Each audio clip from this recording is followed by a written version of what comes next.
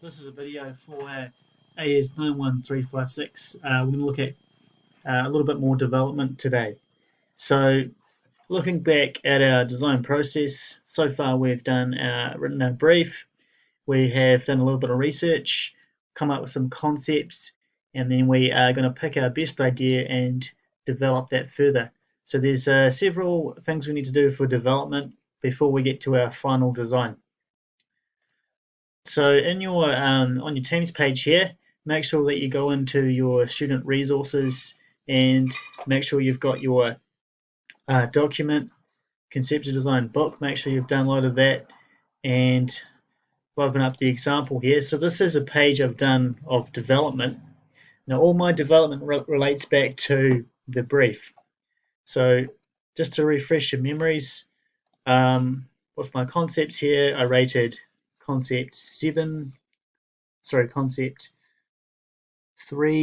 7, and 4 as the best concept. So I've taken these ideas here and really added it into this developed idea.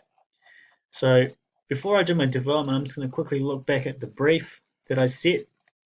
So you can see the top priorities for my brief were the custom-made forks, the 26 by 4 inch fat tires, the style, so I wanted it to be influenced by a Triumph T210 bobber, but basically like influenced by a motorcycle design, and to have the rider in a relaxed riding position. And then the cost was also a high priority, trying to get this whole thing built for under $150, which means that I should be using some second-hand parts for the design. The other ones were durability and strength, so the design needs to be strong. So the frame design needs to make use of triangular shapes for strength, and obviously the welds need to be strong and uniform. So flicking down to the concept, so I've picked, this is where I started as the concept, and I've gone to stage 1.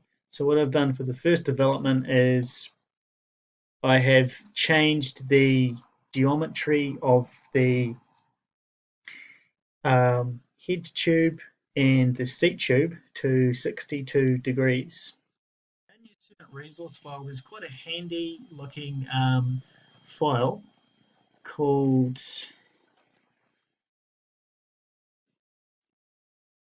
How to Develop Bike Geometry. So if you open that up,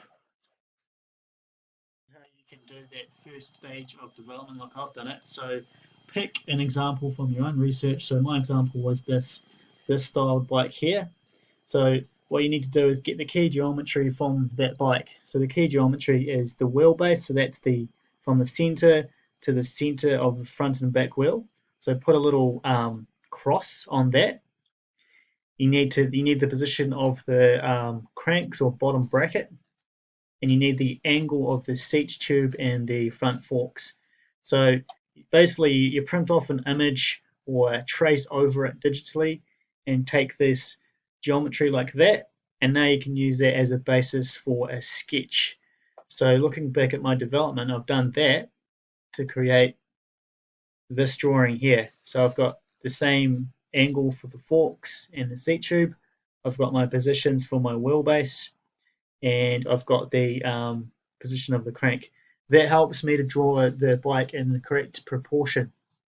So that's my first set of development. It's really what I've done is change the geometry of the frame to improve the need for a relaxed riding position. Now development 2, I've looked at that design and what else do I need to do to improve it so it meets the brief better. I've changed this one. I've changed the angle back to 59 degrees this time, so it's leaning back more, so you're in a more relaxed position. And I've lengthened the handlebars so that you can reach them. And the seat tube's been moved up a little bit too, so you can see how it's slightly higher than that example there.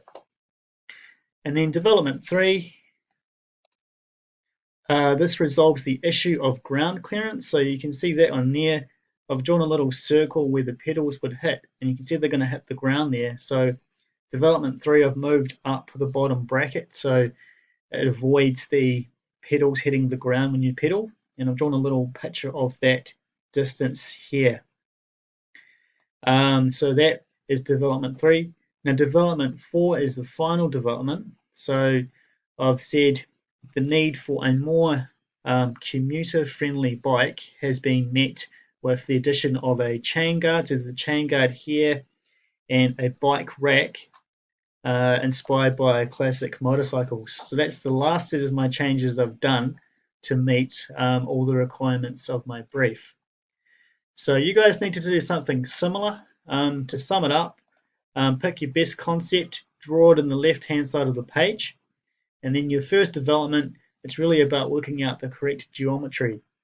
So again, have a look at that, how to work out the geometry on your Teams, that file, and then you're just going to add subsequent developments that improve each little thing at a time to meet your brief. If you're doing the go-kart or a drift track or any of those other things, instead of going to this first folder, have a look at the one that says go-kart resources, and then there is a development example here. This is courtesy of Dave Dobbin, not the singer, but the teacher from, he's up in the Bay of Plenty, up at Trident High School. He's got quite a good example for you. So here's his original concept here, and he has developed just little stages similar to what I've done. His first change is really lowering the back axle so there's more ground clearance. And he's just gone through and added more changes like the steering hoop. He's changed that so you can get your legs through. He's changed the steering geometry, and then his last change was hitting a front bumper so that it protects the steering, and it was part of his brief.